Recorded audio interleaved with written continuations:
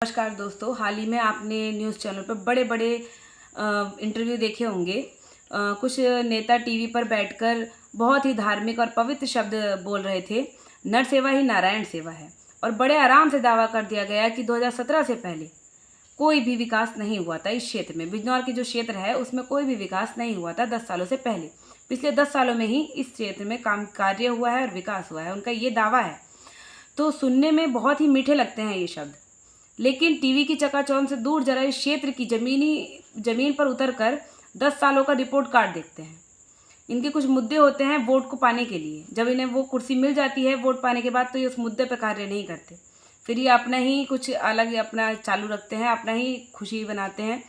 इनका कोई कार्य पब्लिक या जनता के लिए नहीं होता है।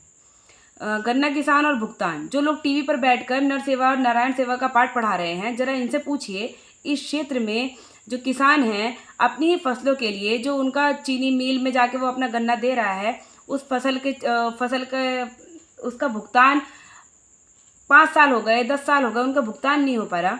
वो अपने ही पैसे के लिए रोज़ चक्कर लगा रहा है घर घर से चीनी मिल तक और धरने दे रहा है। मैं बिजनौर जाती रहती हूँ। बिजनौर कलेक्ट्रेट में जितने भी हमारे किसान हैं, गन्ना किसान जितने भी हैं, वो जाते हैं, नारे लगाते हैं, वहाँ धरना देते हैं। धूप हो, बारिश हो, कोई भी मौसम हो, वो अपने खाना पीना सब छोड़ के, अपना परिवार छोड़ के वहाँ बैठे रहते हैं पूरे दिन।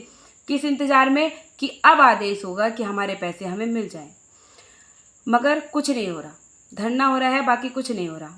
14 दिन में भुगतान का दावा करने वाले बताएं जरा कि जब किसान अपने बच्चों की स्कूल की फीस और दवाइयों के लिए तरस जाते हैं, तब उनकी ये सेवा भाव किस कोने में जाके सो जाता है?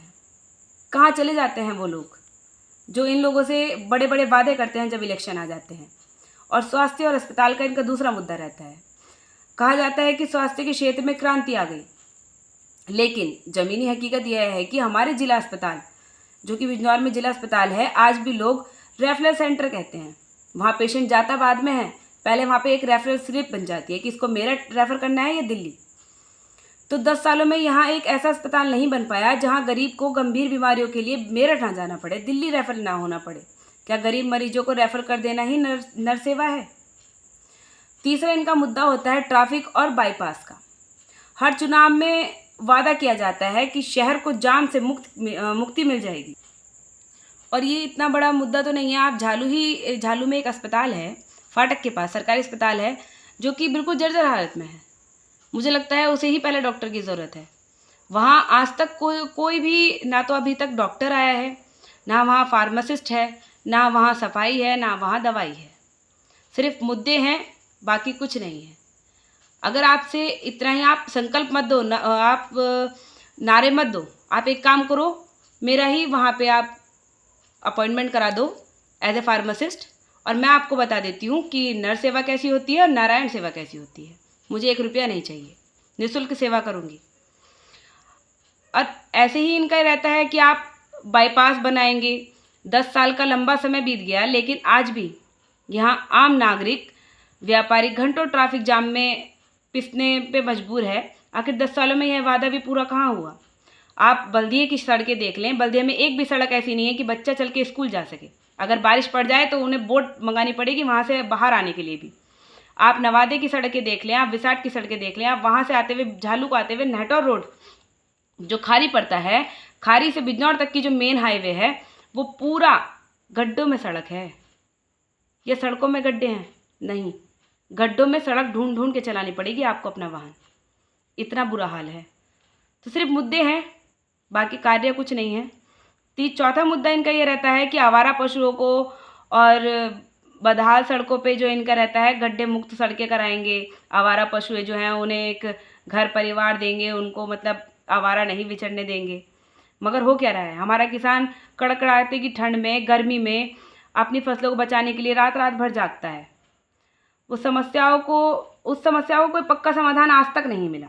समस्या मिली मगर समाधान नहीं मिला। 10 साल का यह वक्त बहुत बड़ा होता है। 10 सालों में अगर काम किया होता तो टीवी चैनलों पर बैठ करके पुरानी बातें दोहराने की ज़रूरत ही नहीं पड़ती।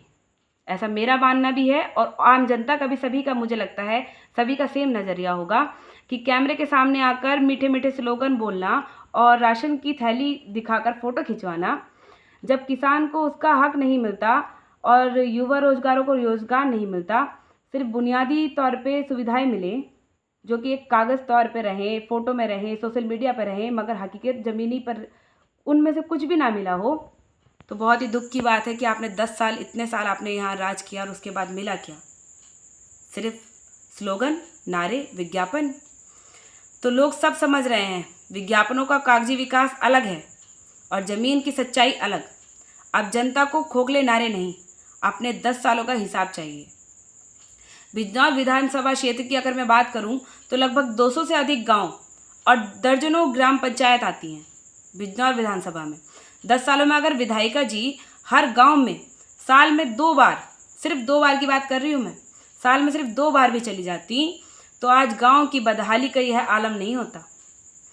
लेकिन 10 साल बीत गए, शहर से लेकर देहात के गांव, जनता आज भी बुनियादी सुविधाओं के लिए तरस गई।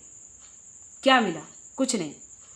तो मेरा आप सभी से आग्रह है, जितनी भी हमारी बिजनौर की जनता है और आसपास की गांव की जनता है, आपका एक कीमती वोट होता है, बहुत ही अमूल्य है, तो उसे अवश्य दें, क्योंकि ये वही हमारा आने वाला 5 साल सुनिश्चित करता है कि वो हमें सुख में काटने हैं कि दुख में काटने हैं। तो मेरी बिजनौर की जनता से ये आग्रह है कि बिजनौर में जितनी भी आप लोगों की समस्याएं हैं, आज से 2017 से पहले जितने भी, मैंने आज तक ये मुद्दा नहीं सुना कि किसी की ज़मीन पर कब्जा हो रहा है, मगर 2017 के बाद से और 2022 के बाद से मैं ये सब देखती आ रही हूँ कि लोगों की ज़मीन पर कब्जा हो गया, वो पलायन कर रहे हैं, उन्हें पलायन करने में मजबूर किया जा रहा है। तो गरीबों का कोई मतलब ऐसा नहीं है, सड़कें नहीं बन रही, हर चीज़ के लिए धरने दिए जा रहे हैं। तो मेरा आप सभी से ये कहना है कि आप ऐसे व्यक्ति को वोट डालें जो आपकी समस्याओं का समाधान बिजनौर क्षेत्र में ही करे, आपको लखनऊ ना जाना पड़े, और एक बिजनौर में एक ऐसा रिकॉर्ड बन जाए कि आज तक जिसकी भी समस्या रही है, ना तो वो लखनऊ गया और ना ही उसने IGRS पोर्टल का यूज़ करा। तो आप सभी से आग्रह है कि अपना वोट अवश्य दें, वोट आने वाले हैं, और ये चीज़ का फ़र्क समझें, क्योंकि वादे फिर दोबारा किए जाएंगे, मुद्दे फिर दोबारा रखे जाएंगे। अब सोचना और समझना आपके हाथ में है कि आपको अपने लिए दुख चुनना है या सुख। आने वाले 5 साल सिर्फ आपके एक वोट पे सुनिश्चित कर देंगे कि आपको दुख मिलेगा कि सुख मिलेगा। तो ऐसे इंसान को चुनें जो आपकी समस्याओं का समाधान आपके ही क्षेत्र जिला बिजनौर में करे, और आपको ना IGRS की ज़रूरत पड़े ना मुख्यमंत्री तक जाने की। तो जय हिंद, जय भारत।